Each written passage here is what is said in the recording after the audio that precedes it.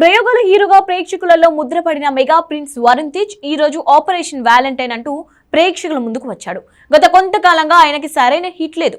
వరుసగా గని, గాంధీవధారి అర్జున్లు డిజాస్టర్ గా నిలిచాయి. మరి ఇప్పుడు వచ్చిన ఆపరేషన్ వ్యాలంటైన్ ఎలా ఉందో చూద్దాం. Arjun Dev Indian Air Force లో వింగ్ కమాండర్ గా చేస్తుంటాడు. దేశభక్తి మెండుగా ఉండటంతో పాటు ఆవేశాన్ని కూడా కలిగి ఉంటాడు.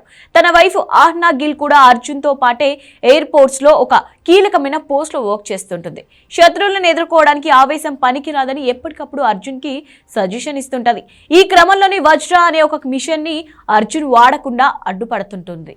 ఒకసారి పాకిస్తాన్ తీవ్రవాదులు ఆ దేశ ఆర్మీ సహకారంతో ఇండియన్ ఆర్మీకి చెందిన సైనిక స్థావరం మీద మానవ బాంబు దాడి జరుపుతారు. దీంతో చాలా మంది సైనికులు చనిపోతారు. ప్రతీకారంగా అర్జున్ నేతృత్వంలో పాకిస్తాన్ లో సర్జికల్ స్ట్రైక్ జరుగుతుంది. ఈ క్రమంలోనే ఇండియాలో ఉన్న ఒక కీలకమైన వ్యక్తిని చంపడానికి పాకిస్తాన్ ఆర్మీ ప్లాన్ చేస్తుందని తెలుస్తుంది. పాకిస్తాన్ చంపాలనుకుంటున్న ఆ కీలక వ్యక్తి ఎవరు? ఇండియన్ ఎయిర్ ఫోర్స్ ఆ విషయాన్ని ఎలా కనిపెట్టింది? సర్జికల్ స్ట్రైక్ తర్వాత పాకిస్తాన్ అసలు ఏం చేసింది? తమ ద్వారా దేశానికి రాబోతున్న ప్రాబ్లం ని ఇండియన్ ఎయిర్ ఫోర్స్ ఎలా ఆపగలిగింది?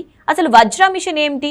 వజ్ర మిషన్ కి ఇప్పుడున్న ప్రాబ్లం కి ఏమైనా సంబంధం ఉందా? అలాగే ఆపరేషన్ వ్యాలంటైన్ అంటే ఏంటి? తదితర ప్రశ్నల సమూహారమే ఈ చిత్ర కథ. పర్ఫార్మెన్స్ విషయానికి వస్తే వరుణ్ పర్ఫెక్ట్ గా సూట్ అయ్యాడు. నటన విషయంలో ఆయన నుంచి ఎలాంటి రీమార్క్ లేదు. చిన్న చిన్న ఎక్స్ప్రెషన్ లో కూడా అద్భుతంగా చేశాడు. కాకపోతే సినిమా మొత్తం ఒకే టైమ్ ఆఫ్ యాక్టింగ్ చేసినట్టు ఉంది. ఇక హీరోయిన్ మానుషి చిల్లర్ విషయానికి వస్తే రాడర్ సజెషన్ ఇచ్చే ఆఫీసర్ గా వరుణ్ వైఫ్ గా సూపర్ చేసింది. అలాగే ఎయిర్ ఫోర్స్ చీఫ్ గా చేసిన శతఫ్ ఫిగర్ తో పాటు మిగతా పాత్రల్లో కనిపించిన రుహాలి శర్మ, సంపత్లు కూడా బాగా యాక్ట్ చేశారు. నవదీప్ ప్రత్యేకంగా చేయడానికి ఏమీ లేదు. సాంకేతిక విభాగం ఇక దర్శకుడు గురించి ఎక్కువ చెప్పుకోవాల్సిన పని లేదు. వచ్చిన క్రెడిట్ కాస్త సీజీ వర్క్ ఖాతాలోకి వెళ్ళిపోయింది. ఇక డైలాగ్ రైటర్ సాయి మాధవ్ రాసిన డైలాగ్స్ అంత వర్కౌట్ కాలేవు.